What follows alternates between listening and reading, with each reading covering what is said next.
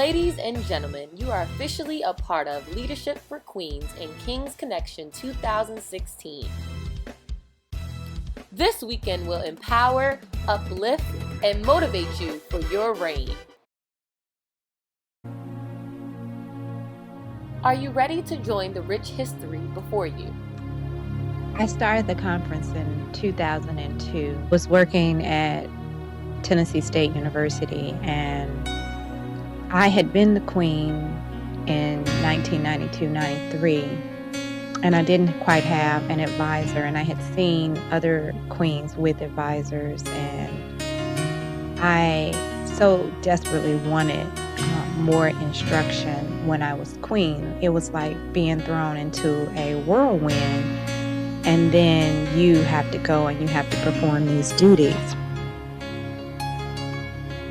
And I kept thinking about that, meditating on, how I was queen and looking at the queens that were coming after me and saying, man, I wish I could really talk to them and help them. And I began to train my queen, and I began to do workshops, and I began to do workshops at NASAP. And then I just realized, they need more than an hour-long workshop.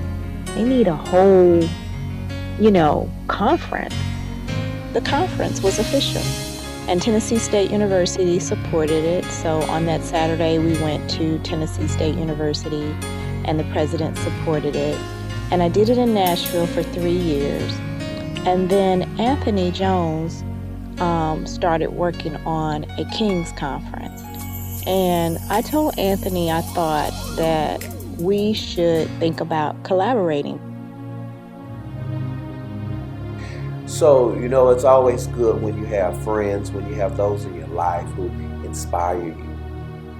Not only encourage you, but you can sit back and watch the good doings that they're doing. And, there's an inspiration for you to do better, or for you just to simply get on board. And that's just what happened with Ms. Williams. There was no question about us collaborating in this venture together. So much has always been done to inspire or set forth for the HBCU queens, for the women in general, but there was nothing set in place for the African American male. And so that's where the idea came from. And so together we joined hand, and for so long, I sat back and I watched my friend do.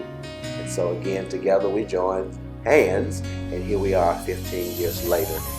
It's been a wonderful ride. It's been a blessing. I hope it's been a blessing for the HBCU Kings who have come through our way. It's really past time for us to pass down, or for the male figure to stand up, be a positive image, and be recognized on our campus. Our first celebrity speaker that we ever had was Dr. Tania Stewart. And I had seen Dr. Tania Stewart at NASAP, and I just thought she was phenomenal. And I begged her to come and speak at our conference because she is a former queen. She's a former Miss Jackson State. She's in higher ed. She's a professional actress.